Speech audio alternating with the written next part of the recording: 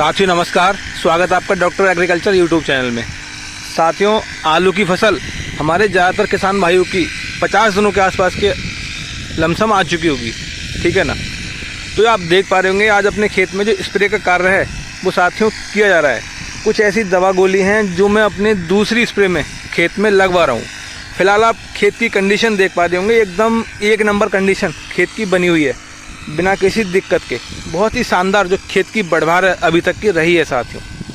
तो आज मैंने दूसरी स्प्रे अपने खेत में लगाई है। आज की इस वीडियो के माध्यम से मैं बात करूंगा, अगर आपकी भी फसल 50 दिनों के आसपास की आ चुकी है तो साथियों दिसंबर का महीना चल रहा है। दिसंबर का महीना बहुत ही अहम महीना आलू की फसल के लिए माना जाता है। दिसंबर के महीने में जो कोहरा है, जो पाला है, तुषार है, वो साथियों काफ़ी अधिक मात्रा में देखा जाता है। लेकिन फ़िलहाल की अगर मैं बात करूं तो मात्र एक बार ही कोहरा अभी तक पड़ा है। इस साल जो मौसम है थोड़ा गर्मी वाला रहा है, तो गर्मी वाला मौसम भी जो है आलू के लिए बढ़िया नहीं है, ठीक है ना। तो कुछ ऐसी दवा गोली हैं जिनकी सहायता से आप अपने खेत से बिना किसी दिक्कत परेशानी के जो फसल है आपकी आलू की अच्छे से अपनी बढ़वार लेती रहे, चलती रहे साथियों।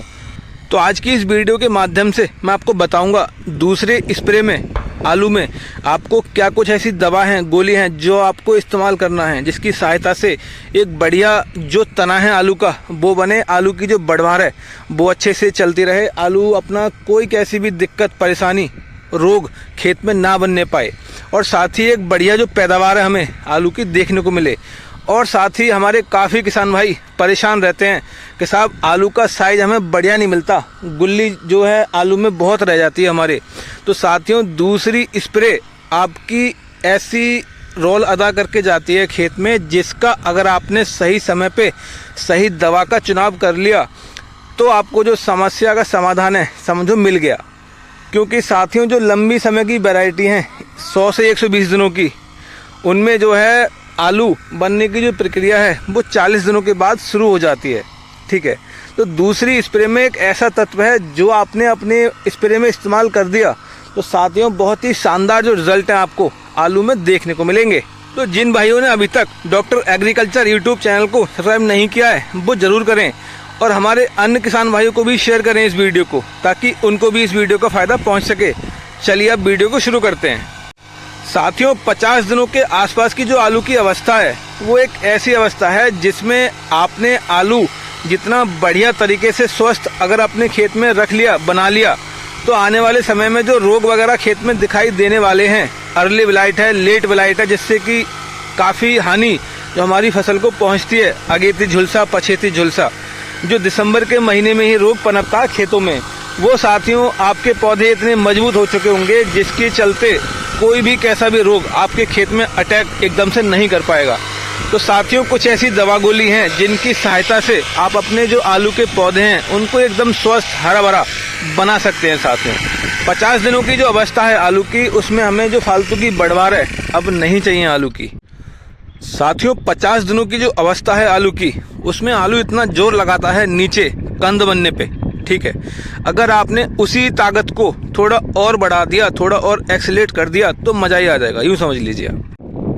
हमारे काफ़ी किसान भाई 50 से 60 दिनों के बाद भी और 50 से 60 दिनों पर भी जो यूरिया है उसका इस्तेमाल करते हैं। साथियों आपको यूरिया का इस्तेमाल बिल्कुल भी नहीं करना है। अपनी आलू की बेल है उसको अपने नहीं बढ़ाना है बिल्कुल भी। जो ताकत पौधा ऊपर को लगाएगा वो ऊपर ना लगा के नीचे को लगाना चाहिए अब, ठीक है।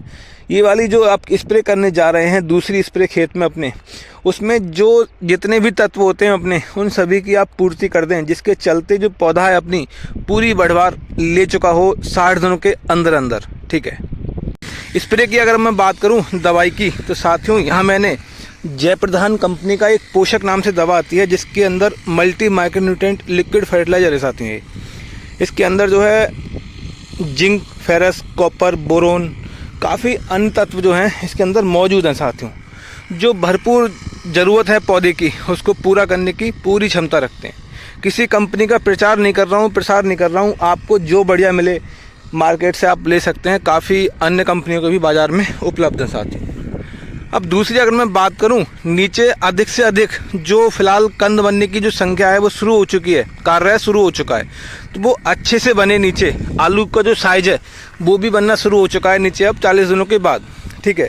तो साथियों उसको बढ़ाने के लिए और तेज़ी से बढ़ाने के लिए यहाँ हमने इस्तेमाल किया है यारा बीरा कंपनी का यारा बीटा सैनिफॉस। इसकी अगर मैं बात करूँ तो कैल्शियम और फॉस्फोरस इसके अंदर साथियों मौजूद है। जो फिलहाल की कंडीशन है फसल की, उसके लिए कैल्शियम और फॉस्फोरस बहुत ही ज़्यादा अहम रोल अदा करेगा साथियों नीचे आलू के कंदों की संख्या बनने में, पौधों को ताकत के लिए। तो बहुत ही शानदार जो रिजल्ट है यारा बीटा सैनिफॉस आपके खेत में फिलहाल दे के जाएगा साथियों। अब अगर मैं सही तरीके की बात करूं तो साथियों यारा बीरा जो दवा है सैनिफॉस, इसका आपको घोल अन्य किसी भी दवा के साथ में नहीं मिलाना है, बिल्कुल अलग रखना है एंड तक। सिर्फ और सिर्फ जो मशीन है अपनी स्प्रे मशीन, उसमें जाके ये मिलना चाहिए, ठीक है ना। इसका आपको बेशक ध्यान रखना है। वहीं अगर मैं तीसरे बात करूं एक और फर्टिलाइज़र की, तो साथियों यहाँ पे आप इस्तेमाल कर सकते हैं NPK 19-19-19। दूसरी स्प्रे में NPK 19-19-19 का इस्तेमाल आप ज़रूर करें, क्योंकि 50 दिनों के आसपास की जो समय है, ये ऐसा समय है जितनी भी आप बढ़वार अपनी फसल को देना चाहते हैं इस समय तक दे के पूरा कर दें, ठीक है। इसके बाद में समय आ जाएगा NPK 052-34 इस्तेमाल करने का। तो फिलहाल दूसरी स्प्रे में आप NPK 19-19-19 के साथ जा सकते हैं साथियों। 2 से 3 किलो प्रति एकड़ की डोज के साथ में, कोई कैसे भी साइड इफेक्ट नहीं है यहाँ पे। 2 से 3 किलो प्रति एकड़ की जो डोज है आप यहाँ पे लगा सकते हैं NPK 19-19-19 की। अब साथियों मैं बात करूँ, जैसा कि काफ़ी दिनों से जो धूप वाला मौसम है, मौसम एकदम खुला खुला बढ़िया बना हुआ है, तो ऐसे में जो कीट पतंगे होते हैं उनका बनने का खतरा फसल में पैदा हो जाता है, बन जाता है साथियों। तो उससे निपटने के लिए आपको एक कीटनाशक का इस्तेमाल करना बहुत ज़रूरी है। यहाँ मैंने इस्तेमाल किया है थायोमिथॉक्सम 25% WG। कोई भी किसी भी बढ़िया कंपनी की आप ले सकते हैं। जो दवा आती है सेमइयों वाली दवा, 150 ग्राम प्रति एकड़ की डोज आपको यहाँ रखनी है इस दवा की, कीटनाशक की। साथियों कीटनाशक का इस्तेमाल करना बहुत ही ज़्यादा ज़रूरी रहता है फसल में। हमारे काफ़ी किसान भाई कीटनाशक पर ध्यान देते ही नहीं है बिल्कुल भी। ज़्यादातर जो पौधों में रोग आते हैं वो कीटों के द्वारा ही निकलते हैं, ठीक है, बनते हैं। तो आपको जो कीटों की रोकथाम है समय रहते करनी चाहिए साथियों।